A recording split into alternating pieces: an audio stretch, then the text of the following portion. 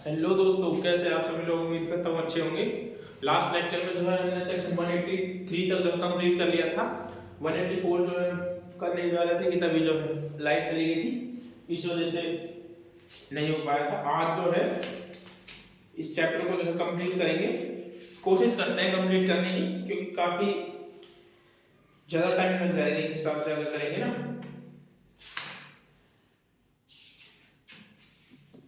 तो हम थे section number 184, medical examination of rape victim.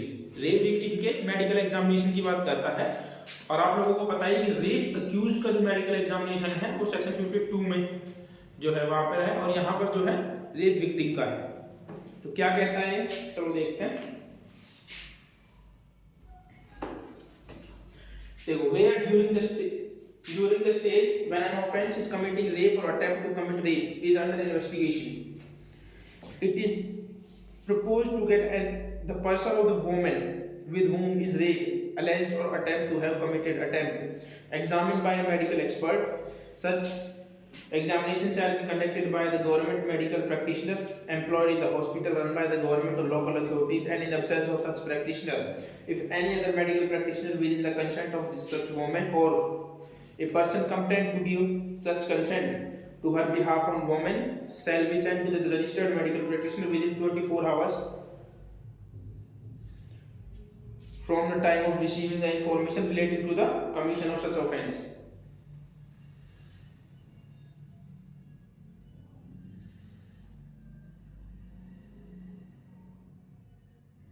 ये कहता है कि जहां पर जो है किसी रेप का या अटेम्प्ट टू रेप का जो है इन्वेस्टिगेशन किया जा रहा है, वहां क्या करेगा कि जो रेप विक्टिम होगी ना, क्या होगा कि जो विक्टिम होगी उसका क्या होगा, मेडिकल एग्जामिनेशन कराया जाएगा उसकी कंसेंट के साथ। बट ये चीज याद रखना, मेडिकल रेप विक्टिम की कंसेंट जरूरी है और रेप अक्यूज्ड की कंसेंट जरूरी नहीं है मेडिकल एग्जामिनेशन के लिए।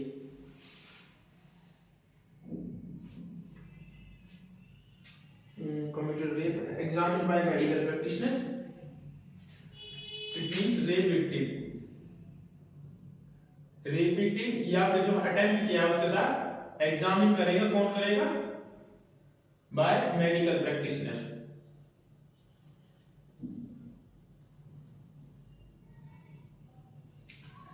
Practitioner with the consent of the victim.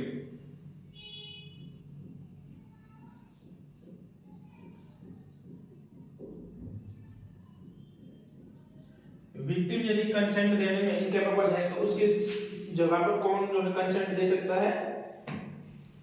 To give consent on her behalf of such woman shall be such registered medical practitioner of any person competent to give. कोई भी any person means उसके guardian वगैरह। Any person में guardian, legal heir, ये सब जो है, या फिर कोई भी नॉन पर, ये जो है इसकी जगह पर जो है अपनी कंसेंट दे सकते हैं और कंसेंट जरूरी है। अच्छा, दूसरा कहता है कि मेडिकल प्रैक्टिशनर कौन होगा? गवर्नमेंट मेडिकल प्रैक्टिशनर होगा। फर्स्ट ऑफ ऑल तो ये कोशिश की जाएगी गवर्नमेंट मेडिकल प्रैक्टिशनर हो।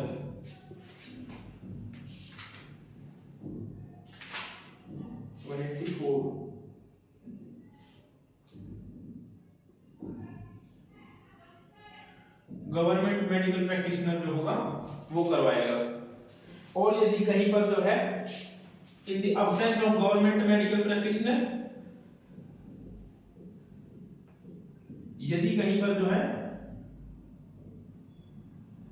अब्सेंस है गवर्नमेंट मेडिकल प्रैक्टिशनर जो है कहीं पर नहीं है, तो तब जो है उस कंडीशन में कोई भी जो है प्राइवेट जो मेडिकल प्रैक्टिशनर होगा ना, वो भी जो है एग्जामिनेशन कर सकता है रेप विक्टिम का, बट उसके लिए कंसेंट जरूरी है। Medical practitioner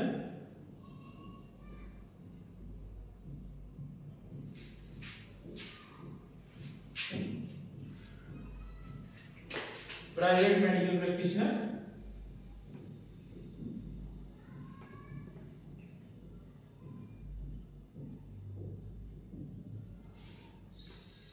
examine rape victim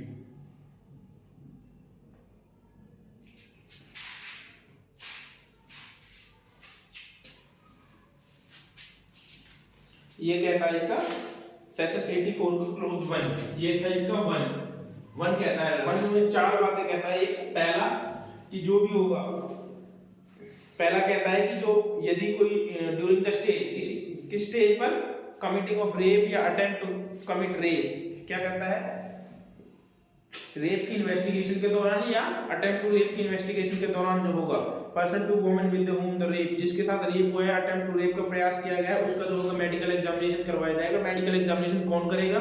medical examination जो होगा गवर्नमेंट मेडिकल प्रैक्टिशनर करेगा फर्स्ट ऑफ ऑल। और यदि वो अब्सेंट है, यदि कोई गवर्नमेंट मेडिकल प्रैक्टिशनर अवेलेबल नहीं है, तो उस कंडीशन में जो होगा प्राइवेट मेडिकल प्रैक्टिशनर जो है वो एग्जामिनेशन करेगा।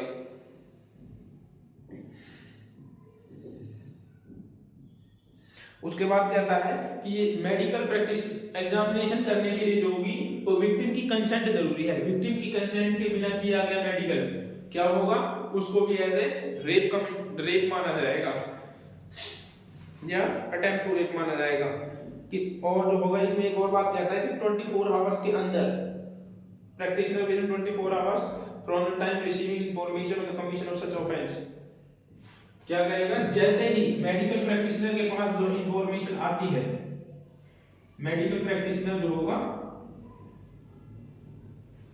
24 आवर्स के अंदर, विद इन द 24 आवर्स के अंदर जो होगा मेडिकल करेगा उसका। ठीक है, ये कहता है मेडिकल प्रैक्टिशनर। उसके बाद सेकंड पॉइंट कहता है इसका, सेकंड क्या कहता है, सेकंड देखते हैं। The registered medical practitioner to whom such woman is sent shall without delay examine her person of the prepare a report of examination given the following particular namely, क्या करेगा मेडिकल प्रैक्टिशनर जो होगा,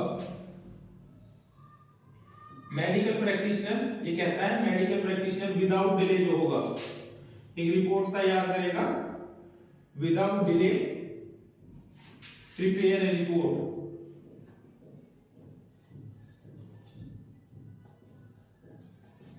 एक report तैयार करेगा जिस report में क्या क्या होगा, उस रिपोर्ट में ये होना चाहिए, following conditions are mentioned in this report. क्या होना चाहिए, the name and address of woman person who she was brought, आप सिर्फ इतना लिख लीजिए, name and address, name and address of victim. Second कहता है एज, थर्ड कहता है डीएनए प्रोफाइलिंग, फोर्थ कहता है इंजरी, सेकंड कहता है एज, थर्ड कहता है डीएनए प्रोफाइलिंग,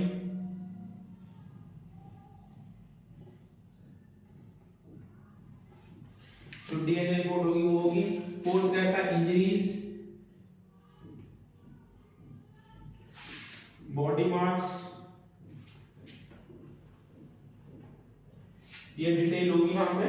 फिर उसके बाद फिर कहता है general mental condition of the woman other mentally particular, फिर कहता है मेंटल कंडीशन,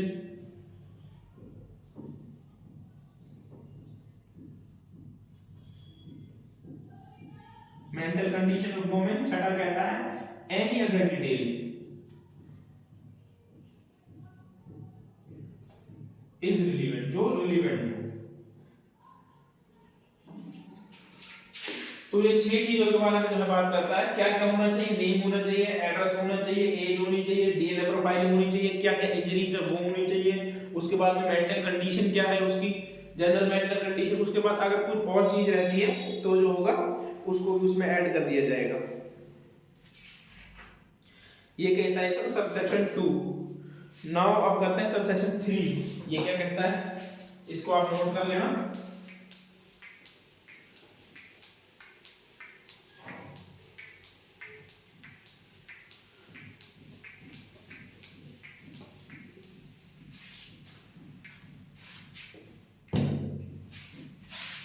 सबसेक्शन 3 क्या कहता है, देखो, the report shall state precisely the reason for such conclusion arrived। ये कहता है कि हर रिपोर्ट में जो होगा ना कंक्लूजन होगा, कंक्लूजन जरूर होना चाहिए रिपोर्ट में। ये थर्ड ये कहता है the report shall specifically report that the consent of the woman or other competent to give such consent of her behalf of such examination and obtained। ये कंसेंट की बात करता है, फोर्थ रहता है कंसेंट की।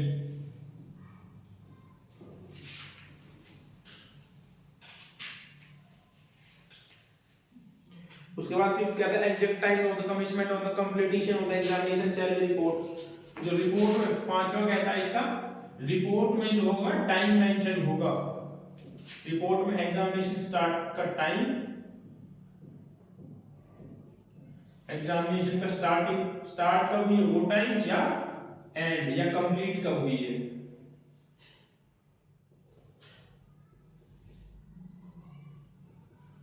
कंप्लीशन टाइम मेंशन होना जरूरी है इसमें, ठीक है। रिपोर्ट में जो है ये क्या है, एग्जामिनेशन कब स्टार्ट हुआ और कब खत्म हुआ वो मेंशन होना जरूरी है। ये कहता है इसका पॉइंट नंबर 5, सही समय जो होना उसमें जरूरी है। उसके बाद 6 कहता है, 6 पॉइंट कहता है कि विदाउट डिले जो होगा with in the 7 days, without delay या फिर with in the 7 days, 7 days के अंदर जो है, 7 डेज के अंदर क्या करेगा, मेडिकल प्रैक्टिशनर जो होगा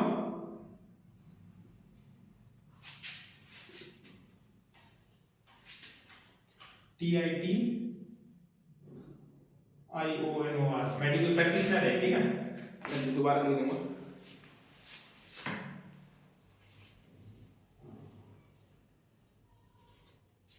मेडिकल प्रैक्टिशनर जो होगा रिपोर्ट को फॉरवर्ड करेगा, रिपोर्ट फॉरवर्ड टू IO, और IO जो होगा उसको 193 में जो है मजिस्ट्रेट को फॉरवर्ड कर देगा, मजिस्ट्रेट को, ठीक है। IO आगे उसको मजिस्ट्रेट को फॉरवर्ड कर देगा विदाउट डिले जो 7 डेज के अंदर।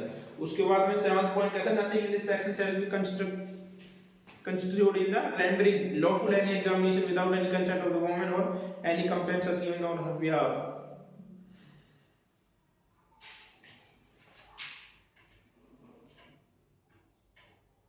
सेवंथ ये कहता है कि उसकी जो कंसेंट के बिना यदि कोई मेडिकल एग्जामिनेशन किया जाता है तो उसको जो है वो लॉफुल नहीं माना जाएगा।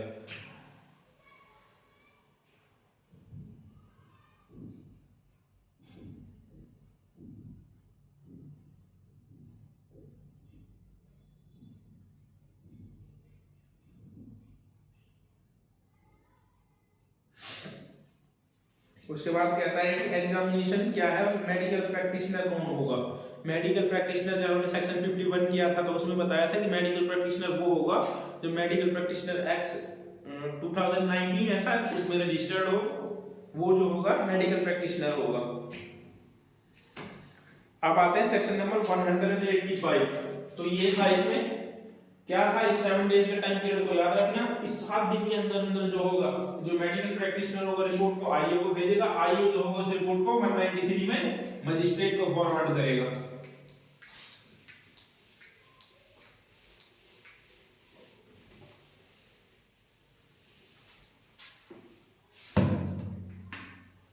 अब आते हैं सेक्शन नंबर 185। ये बात करता है सर्च की, सर्च बाय पुलिस ऑफिसर।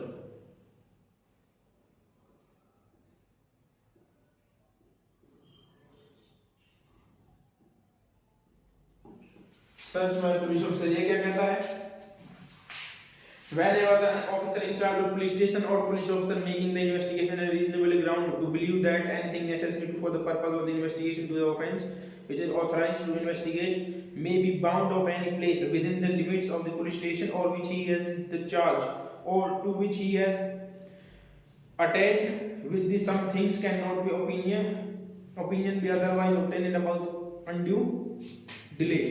ये क्या कहता है, ये कहता है कि जब भी जो है पुलिस ऑफिसर इंचार्ज या कोई भी पुलिस ऑफिसर होगा इन्वेस्टिगेशन के दौरान जो है उसको ये रीजन या उसके पास पर्याप्त आधार है, ग्राउंड है कि इन्वेस्टिगेशन के लिए जो है किसी चीज की आवश्यक, एक मिनट,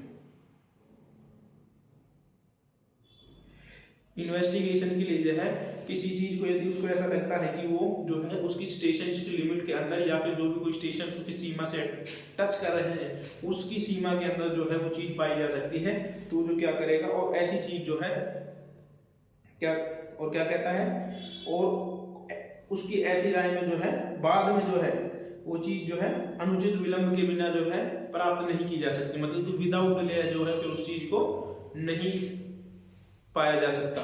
तो क्या करेगा वो, तो वो जो होगा उस प्लेस की जो है सर्च कर सकता है पुलिस ऑफिसर, या फिर जो है यदि वो खुद सर्च नहीं करता है तो जो है वो रिटर्न ऑर्डर के द्वारा अपने किसी जूनियर से जो है उसको सर्च करवा सकता है। लेकिन जो होगा उसको ये जो केस डायरी में ये सब चीजें मेंशन करनी पड़ेगी कि उसको क्या ग्राउंड्स थे, उसके पास क्या रीजन था कि जो है उसने ऐसा किया, और क्या रीजन था कि उसने खुद जो है सर्च ना करके जूनियर अपने किसी सबऑर्डिनेट या फिर किसी जूनियर ऑफिसर से करवाया। तो उसके सब जो है रीजन लिखने पड़ेंगे।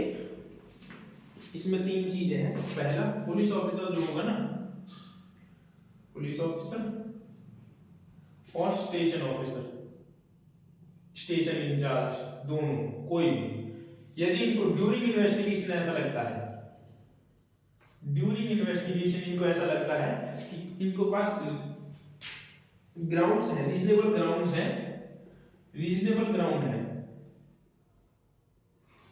रीजनेबल ग्राउंड्स है, तो ये क्या करेंगे, for investigation offence which is authorised investigating found in place, कि कोई चीज जो है फाउंड इन प्लेस, किसी पर्टिकुलर प्लेस पर जो है उसकी स्टेशन की with in the limit of station,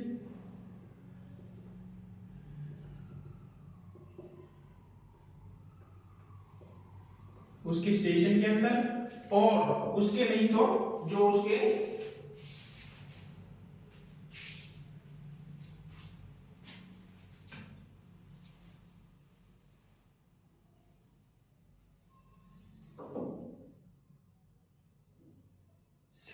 उसकी सीमा, उसके स्टेशन की जो जुरिडिक्शन के अंदर जो है वो चीज पाई जा सकती है, तो वो क्या करेगा, उसको जो है प्राप्त कर सकता है। उसके लिए जो होगा वो सर्च कर सकता है, सर्च कर सकता है पुलिस ऑफिसर या फिर स्टेशन ऑफिसर। और यदि वो खुद सर्च नहीं करता है, यदि वो खुद सर्च नहीं करता है तो यदि वो किसी अपने जूनियर से सर्च करवाता है तो उसके लिए उसको रीजन देना पड़ेगा, रीजन डायरी में जो है मेंशन करना पड़ेगा कि क्यों आपने जो है ऐसा करवाया। और दूसरा, जब वो जूनियर से करवाएगा ना तो उसके लिए जरूरी है कि वो रिटर्न ऑर्डर दे, रिटर्न ऑर्डर से ही वो करवा सकता है। ऐसा नहीं है कि उसे उसने ऑर्डरली बोल दिया कि जाओ जाओ तुम सर्च कर लो, ऐसा नहीं है, उसको रिटर्न में ऑर्डर देना पड़ेगा। उसके बाद सबसेक्शन 2 कहता है जहां तक पॉसिबल हो, ये कहता है इसलिए था 1, सेकंड यही कहता है कि जहां तक पॉसिबल हो ना पुलिस ऑफिसर जो होगा खुद ही सर्च करे, पुलिस ऑफिसर खुद ही सर्च करे उस चीज को, police officer search in person, police officer खुद ही जो है प्रयास करे, जहां तक संभव हो खुद ही करे। और यदि वो ऐसा नहीं, और जो होगा प्रोविजो कहता है कि सर्च की जो होगी ना वो ऑडियो वीडियो जो वीडियोग्राफी तैयार की जाएगी, सर्च की क्या होगी, वीडियोग्राफी बनाई जाएगी, वीडियोग्राफी, ऑडियो भी है क्या, वीडियोग्राफी ऑडियो वीडियो दोनों जो है वो तैयार की जाएगी। उसके बाद थर्ड कहता है, उसके बाद थर्ड पॉइंट ये कहता है कि यदि जो है वो खुद पुलिस ऑफिसर जो है खुद जो है वो तलाशी नहीं लेता है, अपने सीनियर जूनियर से तलाशी लेने के लिए बोलता है, जो मैंने पॉइंट बताए थे अभी, ये 3-4 पॉइंट है, ये थर्ड के ही है, तो जो है उसको रिटर्न में ऑर्डर करना पड़ेगा। ये थर्ड के थे, जो मैंने तीन बताए थे, ये 2 बताए, ये भी और ये भी रिटर्न में ऑर्डर करना पड़ेगा। यदि वो किससे करवाता है, अपने सबऑर्डिनेट से, सबऑर्डिनेट से या फिर जो है अपने किसी जूनियर से, जूनियर ऑफिसर से करवाता है तो उसको रिटर्न में ऑर्डर देने होंगे।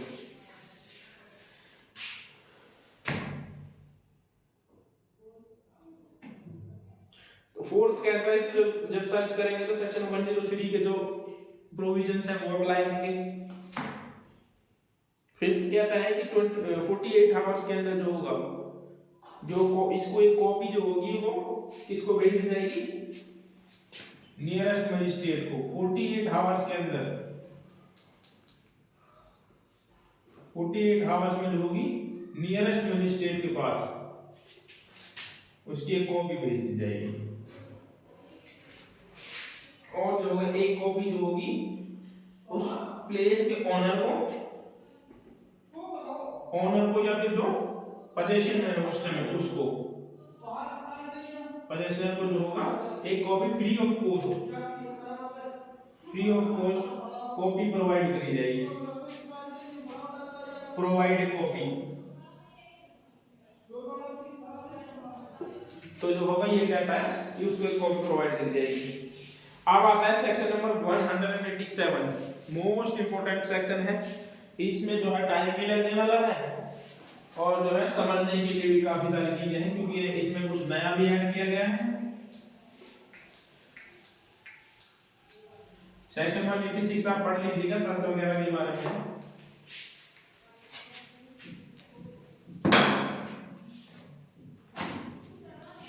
इसमें कुछ केस लॉज भी हैं जो मैं पहले आपको एक सेक्शन समझा देता हूं, उसके बाद में जो है इसको समझाएंगे। इसमें पहले आप ये दो चीज समझिए, इसमें दो चीज जोड़ी गई है। देखो ऑफेंस, इसमें ना दो तरीके के ऑफेंस के बारे में बात करेंगे। एक जो 10 ईयर प्लस के ऑफेंसेस हैं, एक जो लेस देन 10 ईयर है, लेस देन 10 इयर्स। दो तरह के ऑफेंस की बात करता है। ये चीज इसमें नहीं जोड़ी गई, इसको आप देखना अच्छे से। कोई भी ऑफेंस है, बात करता है इसमें पुलिस कस्टडी। पहले क्या था, पहले ये था कि पुलिस जो है ना वो 15 डेज तक ही जो है 15 डेज तक कस्टडी ले सकती थी, कस्टडी ले सकती थी। लेकिन अब जो है ना इसमें कुछ चेंजमेंट किया गया है। कस्टडी अभी भी 15 डेज की रखी गई है, लेकिन क्या कर रहा है उसका टाइम पीरियड, जो लेने का जो टाइम पीरियड है कस्टडी लेने का, उसको बढ़ा दिया है। क्या कहता है देखो इसमें कैसे बढ़ाया है। देखो यदि कोई 10 ईयर प्लस का ऑफेंस है, ठीक है, तो उसमें जो है 90 डेज के अंदर, ठीक है, और ये जो है इसमें 60 डेज के अंदर, इसमें 60 डेज के अंदर 60 डेज ने क्या कहता है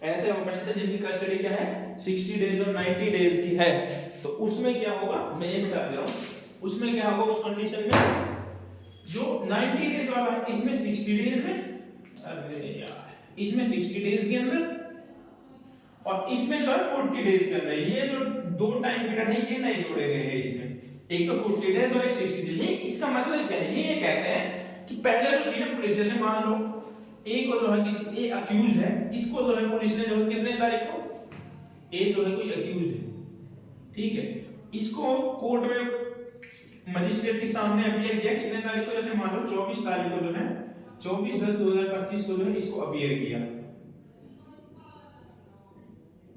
ठीक है।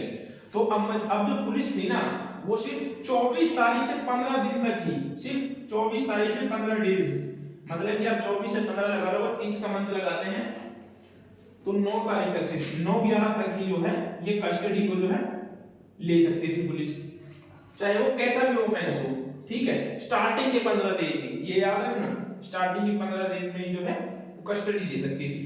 अब इसमें क्या कर दिया गया है, अब ये ऐड कर दिया गया कि ऐसा ऑफेंस है जिसकी पनिशमेंट जो है 10 ईयर से ज्यादा या 10 ईयर से कम की है, तो उसमें जो है पुलिस 60 डेज के अंदर जो है, अभी भी कस्टडी 15 दिन की ही रखी गई, लेकिन जो होगा अपीयर करना के 60 डेज के अंदर जो होगा वो कभी भी जो है अपने 15 दिन की कस्टडी जो है ले सकते हैं, 15 डेज कस्टडी ले सकते हैं। इसमें अगर 10 ईयर से कम का ऑफेंस है तो इसमें 14 डेज के अंदर अंदर जो है अपनी 15 डेज कस्टडी ले सकते हैं, ठीक है। कस्टडी को अभी भी 15 ही दिन रखा गया है।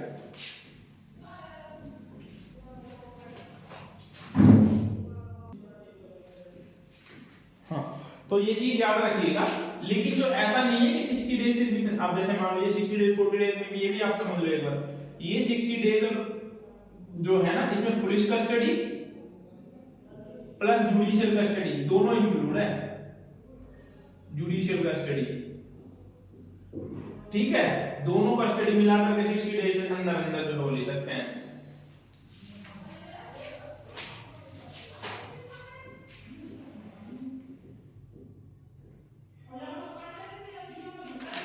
और यदि 40 डेज और 60 डेज के बाद में यदि वो सॉरी 90 डेज और 60 डेज के बाद जो है अगर अक्यूज जो है बेल बॉन्ड देने को तैयार है, श्योरिटी देने को तैयार है, तो वो क्या करेगा, वो बेल भी ले सकता है, डिफॉल्ट बेल का राइट आ जाता है उसके पास में, डिफॉल्ट बेल, ठीक है, डिफॉल्ट बेल का राइट आ जाता है उसके पास 60 डेज और 90 डेज के बाद में।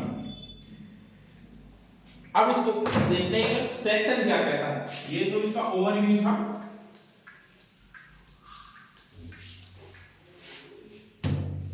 अब सेक्शन पढ़ते हैं।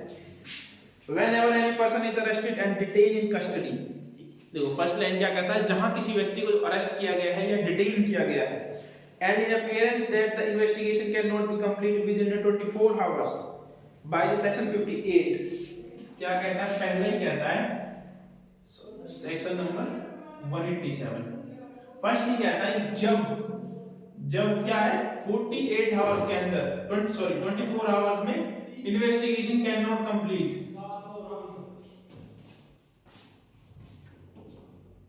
इन्वेस्टिगेशन कंप्लीट ना हो, तो उस कंडीशन में क्या होगा, उसके लिए जो है आगे क्या कहता है, and there are ground of believing that the acquisition of the information well founded and the officer in charge of police station or the police officer making the investigation, if he is not below the rank of sub inspector cell,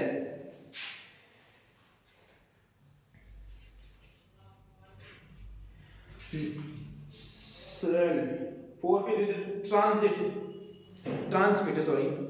to the nearest magistrate of a copy of entry in the diary hereinafter specifically relating in the case and such at the time of the forward the accused to such magistrate। ये क्या कहता है कि जो होगा ना, अगर उसको पुलिस के पास ग्राउंड है, पुलिस को जो है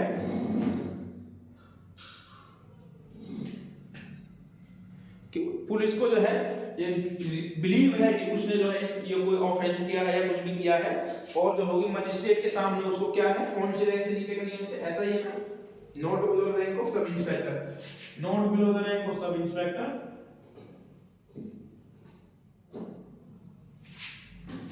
रैंक ऑफ एसआई, ये जो होगा विदाउट डिले जो है मजिस्ट्रेट के सामने पेश करेंगे, और मजिस्ट्रेट चाहे, अब मजिस्ट्रेट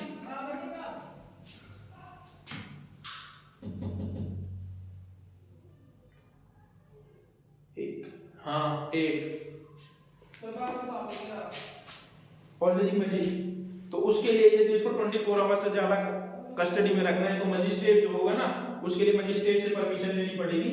ज्यादातर केसेस में मजिस्ट्रेट जो होता है 24 आवर्स के अंदर जो होता है उसको जुडिशियल कस्टडी में भेज देता है,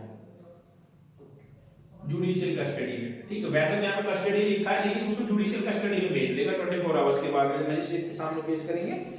तो जो सेकंड कहता है, the magistrate to whom an accused person is forwarded under this section में, irrespective whether he has or has no jurisdiction to try the case,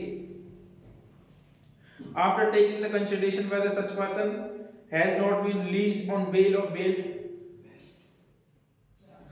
चाहे उस मजिस्ट्रेट के पास जो है जुरिडिक्शन हो या ना हो, ये जरूरी नहीं है कि उस मजिस्ट्रेट के पास जुरिडिक्शन हो, ये जरूरी नहीं है, चाहे उस मजिस्ट्रेट के पास जो है जुरिडिक्शन हो या ना हो, वो क्या करेगा, कोई भी एनी मजिस्ट्रेट है वो क्या कर सकता है, या तो उसको बेल पर छोड़ सकता है, ठीक है, यदि बेल है तो उसको कैंसिल कर सकता है, ठीक है, और क्या कहता है, कैंसिल ऑफ बेल, यदि पुलिस ने जो उसको बेल पर छोड़ा है तो उसको जो है कैंसिल भी कर सकता है मजिस्ट्रेट को यदि सही लगे तो। उसके बाद कहता है कि मजिस्ट्रेट जो है उसको कस्टडी में भेज सकता है, ये इंपॉर्टेंट है, ये सेकंड चल रहा है, मजिस्ट्रेट कस्टडी में भेज सकता है, लेकिन कितने दिन की कस्टडी में, टोटल कस्टडी यहाँ पे अभी भी 15 दिन ही है, टोटल कस्टडी 15 डेज, ठीक है, पुलिस कस्टडी की बात होगी यहाँ पर, पुलिस कस्टडी को अभी भी 15 दिन रखा गया, उसका टाइम पीरियड को बढ़ाया नहीं गया, 15 दिन जो है से अधिक नहीं होगी। उसके बाद कहता है सबसेक्शन 3 में यदि ऊपर 60 दिनों या 90 दिनों की अवधि के अंदर निरुद्ध अवधि से पहले 40 दिन या 60 दिन की अवधि के दौरान किसी भी समय निरुद्ध किया जाना समय समय पर प्राधिकृत कर सकेगा। ये वही बात करता है सबसेक्शन 3। सबसेक्शन 3 में क्या कहता है? सबसेक्शन 3 में तीन चीजें, दो चीजें कहता है। 90 डेज वाले ऑफेंसेस, 90 डेज वाले कौन से थे? जिसमें 10 ईयर प्लस के ऑफेंस यदि उसने किया हो। लेस देन 10 ईयर थे, लेस 10 ईयर उसमें क्या था? 60 डेज। इसमें 90 डेज में 60 डेज वाला प्रोविजन था, 60 डेज के अंदर 15 दिन की कस्टडी को भी मांग सकता, इसमें जो था 40 दिन का था। ठीक है, तो अब ये क्या कहता है? ये कहता है कि उपधारा 3 में यथास्थिति 60 दिन या 90 दिन की अवधि निरुद्ध अवधि से पहले 40 दिन या 60 दिन की अवधि के दौरान किसी भी समय निरुद्ध किया जाना समय समय पर प्राधिकृत कर सकेगा। मजिस्ट्रेट जो चाहे ना इस 60 दिन के अंदर या इस 40 डेज के अंदर इस 15 दिन की कस्टडी को कभी भी दे सकता है, टाइम टू टाइम दे सकता है। टाइम टू टाइम जो होगा वो दे सकता है, कभी 3 दिन की दे दी, फिर 5 दिन की, फिर 7 दिन की, ऐसे जो करके वो 15 दिन की कस्टडी जो है दे सकता है। आमतौर पर जो कस्टडी होती है ना वो मजिस्ट्रेट 14 दिन की देते हैं, 15 दिन की कस्टडी से जो है वो बचते हैं पुलिस कस्टडी में। ठीक है, तथा यदि मामले के विचार में यदि विचार के सबूत किए जाने की अधिकारिता नहीं है तो अधिक निरुद्ध रखना और विचार में अनावश्यक है तो मजिस्ट्रेट के पास ऐसी भिजवानी है। और जो होगा मजिस्ट्रेट जो होगा उसको ट्रायल जो जिसकी जुरिडिक्शन के अंदर उसका ट्रायल होना है ना, ट्रायल कोर्ट को उसको फॉरवर्ड कर देगा, ट्रायल कोर्ट को भेज देगा। ये कहता है इसका सबसेक्शन 2। सबसेक्शन 2 में तीन बातें कहता है। पहला, मजिस्ट्रेट जो होगा चाहे उसके पास जुरिडिक्शन हो या नहीं हो ये जरूरी नहीं है, विदाउट जुरिडिक्शन वाला भी तो भी यदि पुलिस ने वो चाहे तो उसको बेल पर छोड़ सकता है, यदि वो बेल देने की तैयारी, यदि पुलिस ने बेल दे रखी है तो यदि चाहे तो वो उस बेल को कैंसिल भी कर सकता है यदि उसके पास रीजन है। उसके बाद कहता है कि पुलिस कस्टडी जो होगी वो अभी भी 15 दिन की रखी गई है, पुलिस कस्टडी होगी 15 दिन से ज्यादा की नहीं होगी। लेकिन क्या कहता है सबसेक्शन 3 का जो 60 डेज और 90 डेज वाले प्रोविजन है, यदि ऐसा कोई ऑफेंस वो करता है तो मजिस्ट्रेट जो होगा स्टार्टिंग के 40 डेज और स्टार्टिंग के 60 डेज के अंदर जो होगा उसको जो है कस्टडी भेज सकता है पुलिस कस्टडी में। ठीक है, स्टार्टिंग के 40 डेज। अब इसमें देखो क्या है, जैसे कि मान लीजिए मैं बता रहा हूं आपको क्या है, 1/12/25 को जो है किसी को मजिस्ट्रेट के सामने अपीयर किया, मजिस्ट्रेट ने जो है उस व्यक्ति को जो है जुडिशियल कस्टडी में भेज दिया, जुडिशियल कस्टडी में। ठीक है, कस्टडी में भेज दिया। अब जो है वो 15 दिन तक जो है 16-12 तक जो है वो जुडिशियल कस्टडी में रहता है। उसके बाद में पुलिस आती है और वो क्या कहती है, कस्टडी मांगती है। ठीक है, अब यहाँ पर कितने दिन की कस्टडी होगी? 15 दिन की कस्टडी यहीं ऑलरेडी हो चुकी है। ठीक है, उसके बाद मजिस्ट्रेट जो होगा पुलिस को कितने दिन की, मान लीजिए 1 हफ्ते की जो है 7 डेज की जो है कस्टडी दे देता है। अब यहाँ पर ये 7 डेज ऐड हो गए, 7 डेज की। उसके बाद में फिर ये जुडिशियल कस्टडी में चला जाता है और जुडिशियल मतलब 23 तारीख तक जो है 16 से लेकर 23/12 तक ये जुडिशियल कस्टडी में रहता है। उसके बाद में ये कंटिन्यू जो है फिर जो है ये कितने दिन, 15/1/26 तक, 15/1/26 तक जो है ये फिर जुडिशियल कस्टडी में रहता है। किस में रहता है? जुडिशियल कस्टडी में। तो अब कितना टाइम होगा यहाँ पे, इसकी कितना टाइम होगा, 7-15-22, यहाँ पे होगा इसको 22 डेज। ठीक है, तो जब कस्टडी को काउंट किया जाएगा ना, इस कस्टडी को 40 डेज और 60 डेज वाली को, तो ये भी देखा जाएगा कि जो है वो कितने दिन जुडिशियल कस्टडी में रहा और कितने दिन जो है वो पुलिस कस्टडी में रहा, उन दोनों के टाइम पीरियड को जोड़ा जाएगा। यदि जो है वो जो है 15 और 22 37 और 7 जो होते हैं 44, या फिर आप इसको 44 की जगह पे 11 कर लीजिए ताकि 40 हो जाए, मैं समझाने के लिए। 40 दिन यदि वो कस्टडी में रहता है और पुलिस जो है सिर्फ 7 दिन की कस्टडी ही लेती है, उसके बाद उसको कस्टडी नहीं दी जाएगी पुलिस को। और यदि पुलिस जो है उस टाइम पीरियड के दौरान जो है अपने 15 दिन की कस्टडी ले लेती है, 15 डेज पूरे कर लेती है, ठीक है, तो जो होगा 40 दिन बाद यदि वो बेल देने को तैयार है तो उसको बेल पर छोड़ दिया जाएगा। ये कहता है ये, यदि उसने 10 ईयर से कम का कोई ऑफेंस किया है तो उसको जो है डिटेन करके नहीं रखा जाएगा। यदि उसको मजिस्ट्रेट को लगता है कि अब कोई ग्राउंड ही नहीं है तो उसके पास डिफॉल्ट बेल का राइट आ जाएगा।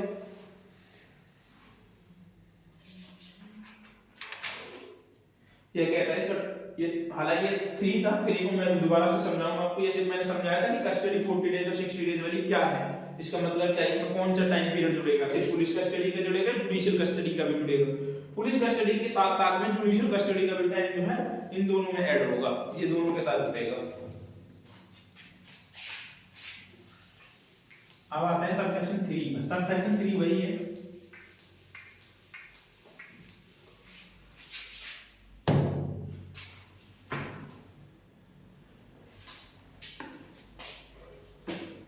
सबसेक्शन 3 क्या कहता है? सबसेक्शन 3 कहता है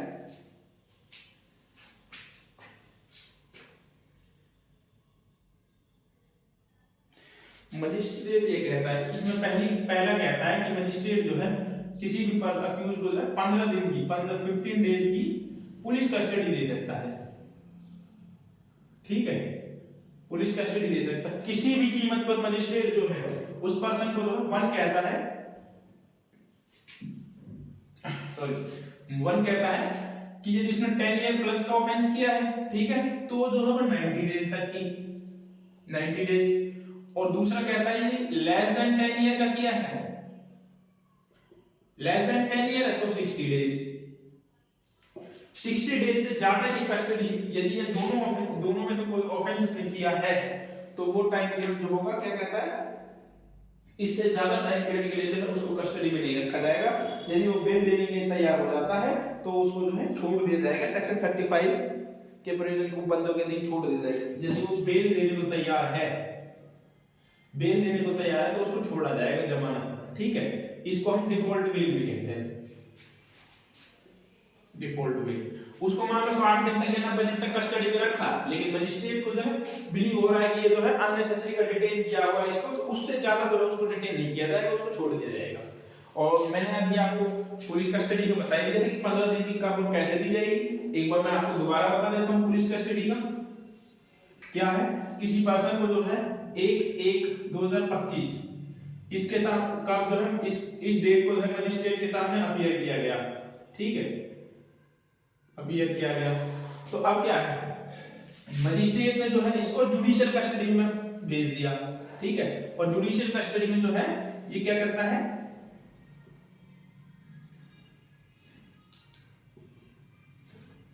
सॉरी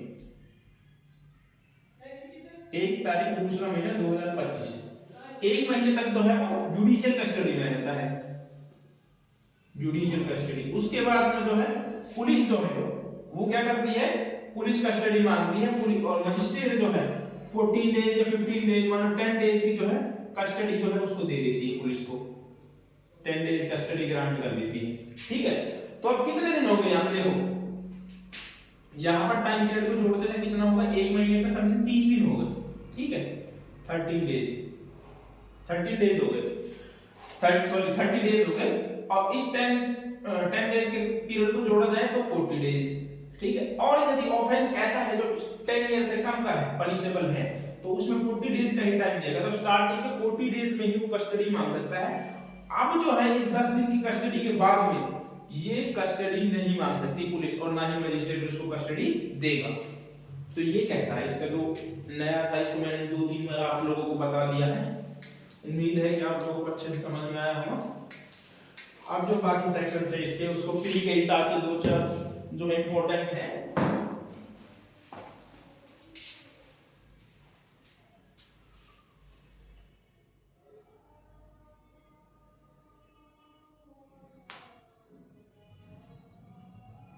देखो, फोर्थ कहता है, यही है ना फोर्थ,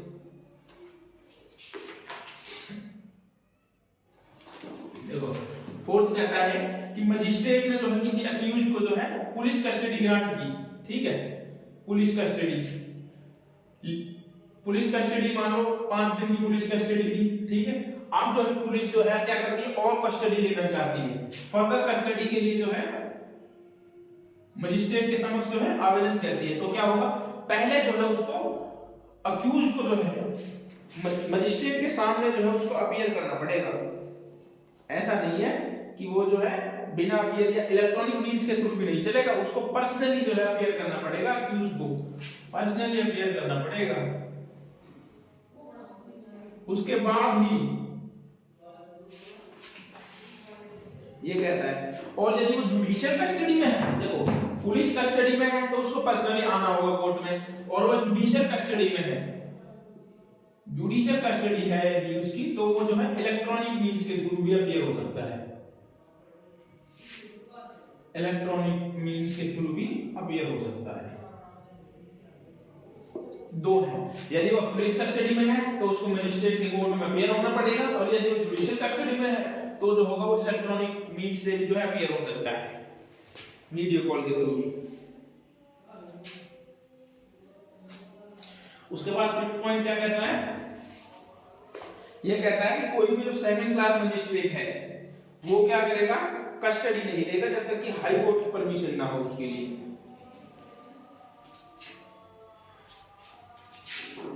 फिफ्थ कहता है judicial magistrate second class not empowered,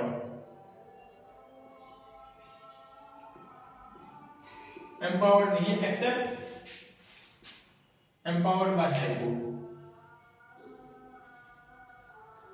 जब तक हाई कोर्ट परमिशन नहीं देगा ना, सेकंड क्लास मजिस्ट्रेट जो है वो कस्टडी ग्रांट नहीं कर सकता। उसके बाद कहता है, इसका एक स्पष्टीकरण है, for the avoidance of the doubt and the hereby declare that the now standing the expired of the period specific subsection 3 of the accused shall be detained in custody long in the not does not furnish bail। हाँ, उसके बाद ये कहता है, देखो इसका provision है क्या, एक्सप्लेनेशन, एक्सप्लेनेशन बड़ा इंपॉर्टेंट है। एक्सप्लेनेशन क्या कहता है, एक्सप्लेनेशन ये कहता है कि मान लो किसी व्यक्ति को जो है जुडिशियल कस्टडी 90 डेज की थी, ठीक है, लेकिन ये टाइम पीरियड बीत गया, टाइम पीरियड खत्म हो गया, 90 डेज हो गया, अब जो है अक्यूज जो है, अक्यूज जो है वो बेल नहीं दे पा रहा है, बेल दे ही नहीं पा रहा है, बेल नहीं दे पा रहा, तो जो है उसको छोड़ा नहीं जाएगा जब तक कि वो बेल नहीं दे देता। और उस कंडीशन में ये नहीं बोला जाएगा कि इसका जो है डिफॉल्ट बेल का राइट है कि इसको छोड़ा जाए, डिफॉल्ट बेल का राइट जरूर है, लेकिन जो है उसके लिए उसको श्योरिटी देनी पड़ेगी, बेल बॉन्ड वगैरह देने पड़ेंगे, तभी जो है उसको छोड़ा जाएगा, जमानत पर ऐसा नहीं है कि जो है बिना जमानत के उसको छोड़ दिया जाए।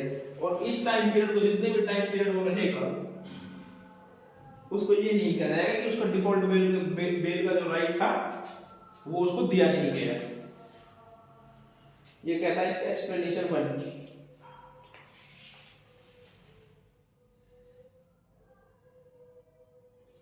फोर्थ क्या कहता है,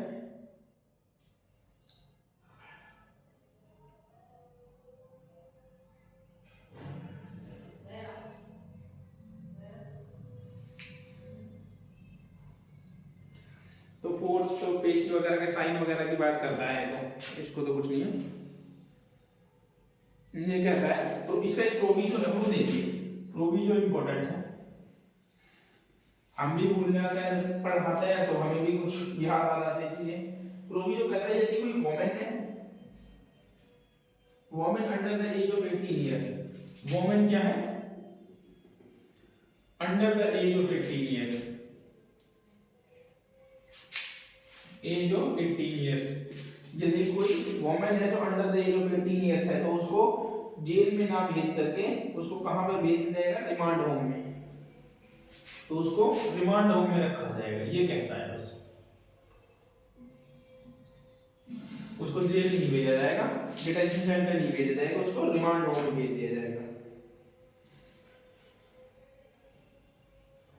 ये कहता है। अब इसका 6 पॉइंट ये क्या कहता है, देखो 6 पॉइंट कहता है, 6 पॉइंट सिर्फ यही कहता है, ज्यादा पढ़ने की कोई जरूरत है नहीं, सिर्फ इतनी बात करता है कि जब जो है जुडिशियल मजिस्ट्रेट जो है अवेलेबल ना हो, तब जो होगा एग्जीक्यूटिव मजिस्ट्रेट जो होगा, एग्जीक्यूटिव मजिस्ट्रेट भी जो है वो कस्टडी दे सकता है, लेकिन सिर्फ वो 7 डेज की कस्टडी ही दे सकता है। एग्जीक्यूटिव मजिस्ट्रेट 7 डेज कस्टडी देगा, उससे ज्यादा की वो एम्पावर्ड नहीं है, और वो भी तब देगा in the absence of judicial magistrate, in the absence of judicial magistrate, JM judicial magistrate, जब कोई जुडिशियल मजिस्ट्रेट अवेलेबल ना हो तो उस कंडीशन में जो है पुलिस जो होगी एग्जीक्यूटिव मजिस्ट्रेट के पास जो कस्टडी के लिए जा सकती है, और जो होगा 7 डेज की कस्टडी तक ही, 7 डेज तक ही पावर है एग्जीक्यूटिव मजिस्ट्रेट की, वो बस कस्टडी में भेज सके, पुलिस कस्टडी में, ये कहता है बस इसका 7, तो सॉरी 6।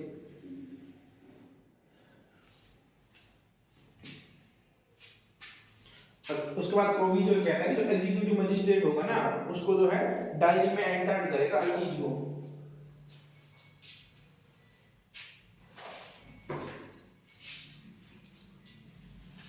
सेवंथ क्या कहता है? सेवंथ कहता है कि जब भी वो कस्टडी देगा तो उसको रीजन बताने होंगे। सेवंथ ये कहता है कि कोई भी मजिस्ट्रेट जो कभी भी कस्टडी देता है तो उसको रीजन जो है रिटर्न में करने होंगे, ठीक है, कि क्यों दिया है या क्यों नहीं दिया, जो भी देता है तब भी, नहीं देता है तब भी। उसके बाद 8th पॉइंट क्या कहता है? सीजीएम से अलग कोई भी मजिस्ट्रेट ऐसा आदेश दे तब अपने आदेश की एक कॉपी जो होगी अपने कारण सहित जो होगी, एक मिनट,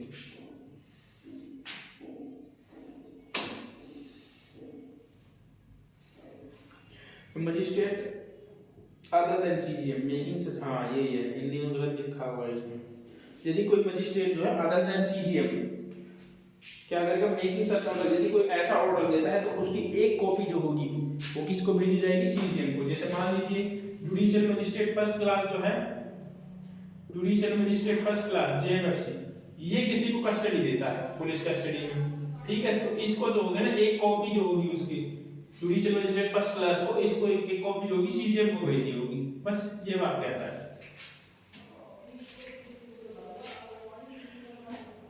उसके बाद 9th कहता है, 9th क्या कहता है?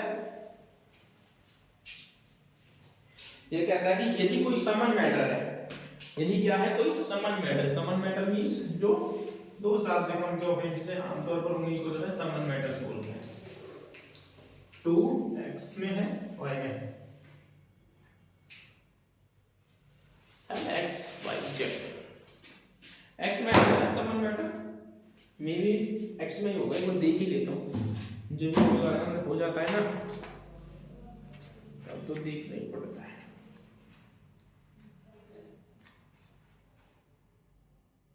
समन केसेस 2x में ही है, मतलब ठीक है, चलो याद तो रहता है कुछ।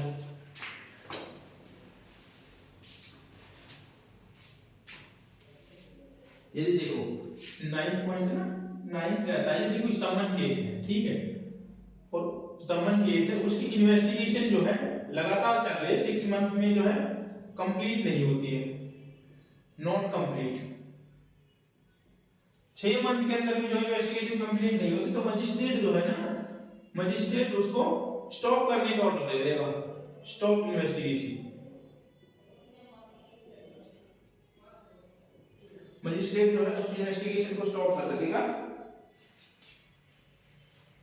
और तब जो है कोई यदि पुलिस जो है कोई विशेष कारण, यदि कोई स्पेसिफिक रीजन देती है, ठीक है, रीजनेबल रीजन देती है, तब जो है वो ऐसा नहीं करेगा। उसके बाद 10 कहता है कि सेशन जज जो होगा वो सेक्शन 9 के जो ऑर्डर है जो इसने जो है इन्वेस्टिगेशन स्टॉप करी है, सेशन जज जो होगा,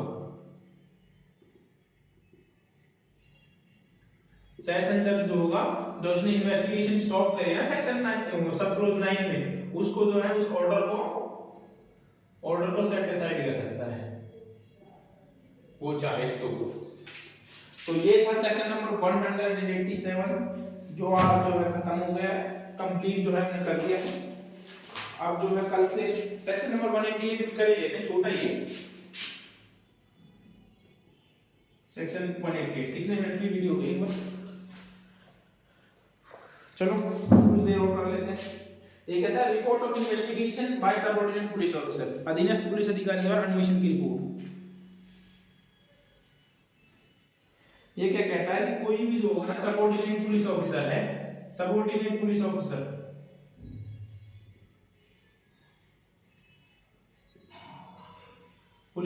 जो होगा तो रिपोर्ट फॉरवर्ड करेगा किसको? Report forward police station in charge को।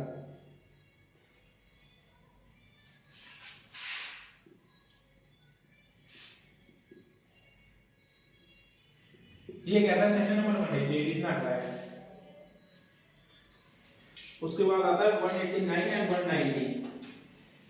इसका एक और ओवरव्यू कर लेते हैं, बाकी इसको करवाएंगे कल ही, ठीक है। इसको मैं ओवरव्यू में आपको तो एक बार समझा देता हूं कि 190 क्या है, 189 और 190।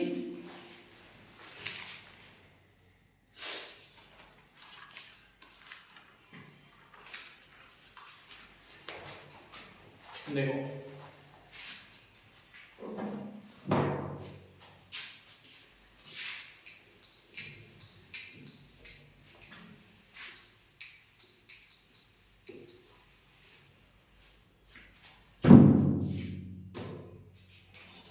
देखो कोई भी इन्वेस्टिगेशन है,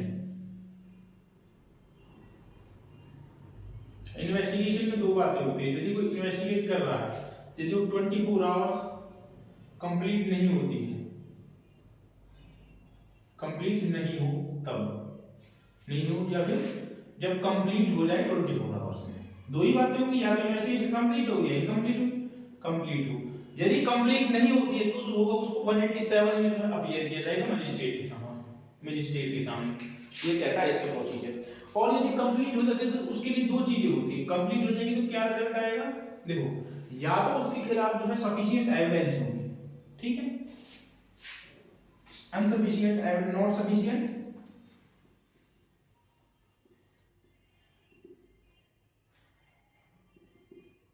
या फिर सफिशिएंट। देखो एविडेंस और लिख देते हैं, या तो उसके पास पर्याप्त उस इन्वेस्टिगेशन का रिजल्ट क्या निकलेगा, या तो उसमें जो है उसके खिलाफ जो पर्याप्त सबूत होंगे, या फिर जो है पर्याप्त सबूत नहीं होंगे, दो ही होंगी। और यदि पर्याप्त सबूत नहीं होंगे तो वो उसका जो प्रोसीजर वो 189 में दे रखा है, और यदि पर्याप्त सबूत है तो उसका जो है 190 में दे रखा है। तो ये जो है 189 है और ये 190 है। अब 190 क्या 189 क्या कहता है, देखो यदि उसके खिलाफ जो है सबूत नहीं मिले हैं तो जो होगा उसको रिलीज कर दिया जाएगा, मतलब उसको छोड़ दिया जाएगा, ठीक है। ये कहता है 189। यदि उसके खिलाफ जो है पर्याप्त एविडेंस नहीं है तो जो होगा उसको तुरंत जो है छोड़ दिया जाएगा। उसके बाद 190 कहता है यदि उसके पास जो उसके खिलाफ जो है पर्याप्त एविडेंस है तो उसको जो है मजिस्ट्रेट के सामने पेश किया जाएगा, मजिस्ट्रेट के पास अपीयर किया जाएगा। अब मजिस्ट्रेट जो होगा, मजिस्ट्रेट के पास कैसे अपीयर किया जाएगा, 193 ये एक छोटी सी है। और मजिस्ट्रेट जो होगा उसके बाद उसको जो जुडिशियल कस्टडी में भेज देगा यदि उसको सफिशिएंट एविडेंस है उसके पास में, यदि नहीं है तो उसको डिस्चार्ज कर देगा। ये है। तो अगर आपको वीडियो अच्छी लगी हो दोस्तों तो लाइक शेयर और कमेंट जरूर करें। और मैं कोशिश तो कर रहा हूँ बट जो है दूसरी वीडियोस में अपलोड नहीं कर पाता हूँ, दूसरे सब्जेक्ट की मैंने बना भी रखी है, कोशिश करूंगा आज शाम को अपलोड करेंगे। काफी टाइम हो गया एक्चुअली, वीडियोस मैंने 3-4 बना रखी है बीएनएस की, लेकिन जो है अपलोड नहीं हो पाती, वीडियो जो है एक ही अपलोड हो पाती है खुद से। तो कोशिश करेंगे उनको अपलोड करने के लिए, करें कहीं ना कहीं से करते हैं। आपको यदि वीडियो अच्छी लगी हो तो लाइक शेयर और कमेंट जरूर करें। मिलते हैं नेक्स्ट वीडियो में।